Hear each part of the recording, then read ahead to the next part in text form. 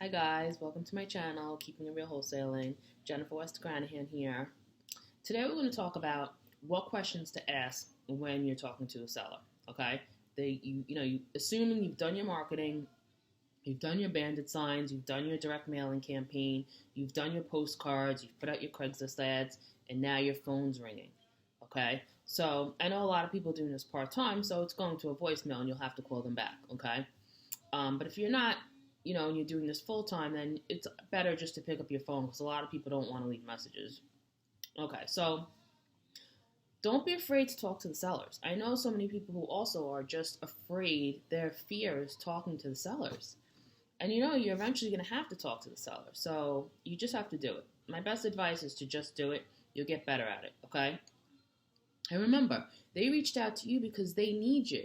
They're curious. They want you to solve their problem. So, talk to them. Ring, ring. You're talking to them. Let them talk. Let them talk. You're trying to hear what their problem is to solve it, okay? But you're still controlling the conversation. So you let them talk, and then go into asking them about the property information, okay? So bedrooms, style, bathrooms, all the basic, lot size, when has it been updated, okay? And then then ask them, how much do you want for it? What's they asking? What do what would you want for it if it was a quick cash deal that would close in 30 days or less? Okay, how much would you want? Let them give a number. Okay, some of them will, some of them won't. Ask them about their financing. Is there a mortgage? If it's free and clear, they're likely to take less because it's free and clear. Okay? They don't have any mortgage to pay back. So whatever you offer them, they're pocketing all of it. Okay? Is the loan assumable? Ask them that because that's great because then you don't have to use your own money and they could, you could assume the mortgage or your end buyer could assume the mortgage. Okay? Most people don't know if it's assumable, believe it or not. They actually have to end up checking and get back to me, but most people don't know that. So again, with the mortgage, find out if it's assumable, find out what the current balance is, find out what the monthly payments are, and are their payments current? Okay? And then ask them if it's on the market, if it's been on the market, how long have it's been on the market. I don't really like to deal with properties that are on the market. So if it is on the market, I would roll on, watch the property, and wait till it's an expired listing, and then go after it, okay? Because then you know what? They're actually going to be more motivated at that point, and it's a great lead, okay? So then ask them, why is their property being sold? Ask them when they need to move by, and then ask them the condition of the home, and that's everyone's condition of the home is different. You know what I mean? So, like, they're saying it's, beautiful and blah, blah, blah. And then you go there and it's like, what the heck? Who did it in Iran? So you always have to check the property. But, ask them realistically what needs to be done. Is it updated? Is it cosmetic? Would you consider this a cosmetic rehab? Would it be considered a gut rehab? Because sometimes if they're vacant, if you did marketing to vacant properties, it's empty. So maybe it's a gut job. So you'd be surprised what people are living in. Some of the houses that people are living in are like not livable. So, it doesn't matter. So you have to ask and you have to go check. Okay, so don't be afraid to talk to sellers. They reached out to you because they want your help. Okay, they want your assistance. Okay, so take control of the phone call, get your answers, get your questions answered, and then take it from there. You start the conversation. Okay, and then from there, now that they've spoken to you, get their email address. And then you could send them follow-up emails or, again, follow up on the phone. Whatever works. You feel them out. Okay, so don't be afraid to talk to sellers. And if you are, do it anyway. I say that all the time. If you're afraid, do it anyway. You're afraid to talk to the seller, do it anyway. You're afraid to go through the questions, you don't want to ask certain questions, do it anyway. Okay, so that's the next step. Now you're talking to your sellers and you're starting to create the deals, guys. This is when it gets exciting, okay? It's scary and exciting at the same time because you're that much closer to your first check, guys, which could be, like I said, 5, 10, 15, 20,000, depending on the deal. Remember, you have to leave enough room on this for your end buyer, okay, who is typically almost 110% of the time, because it's a rehab, is an investor. So they need to make money. So you can't be greedy. It has to work. You know what I mean? If the deal works at $1,000 assignment fee, that's what you take $1,000. Then that's, you need to create enough room for a good deal. Okay? I see so many of these wholesalers that their numbers are like completely off, and it's not even a wholesale deal. Okay? It's not a wholesale deal with a $20,000 spread, honey, and needs $50,000 rehab, and then there are holding costs and and closing costs, and then you're taking your fee out. I mean, you're delusional. Like, where did you learn how to wholesale?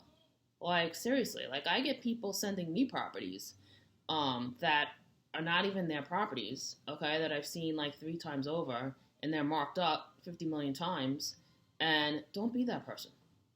Okay, you know why? Because those deals never close. Okay? Those deals never close. I'm saving you a headache because I've been through this nonsense. Okay?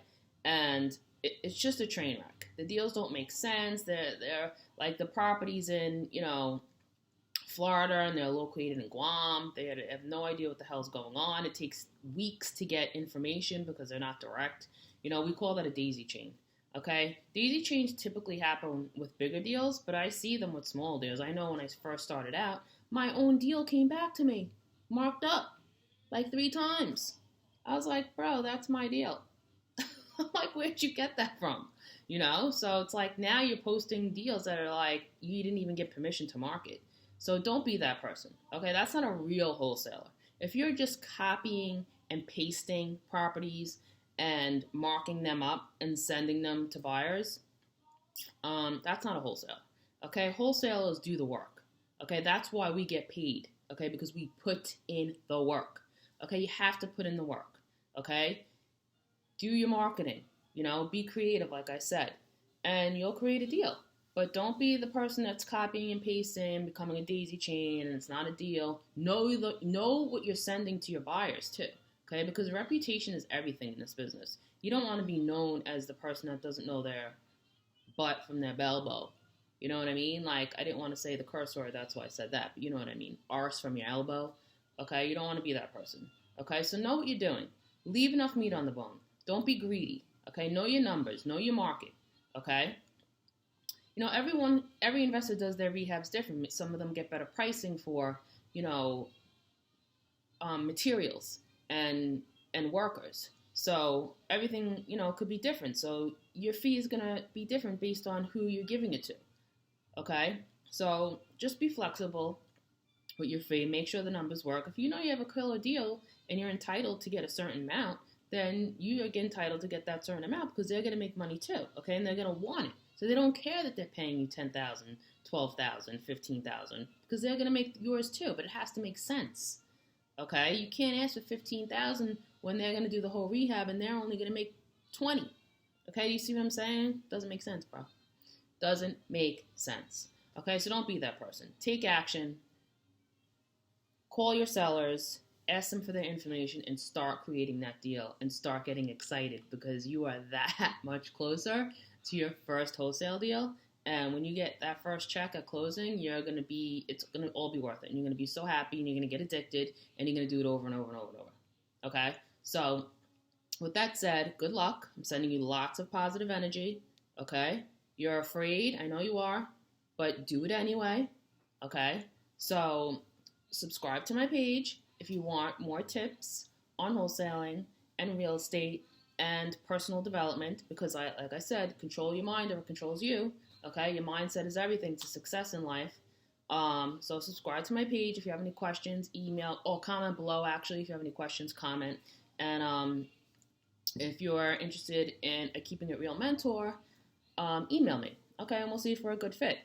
And like I always say, I'm only interested in action takers. So that's it. So good luck. Keep me posted. Let me know if this video helped. Let me know if you have any other questions because I'm going to do my videos based on what my subscribers want. So if you have questions, comment below and I will make the next video about that. Okay?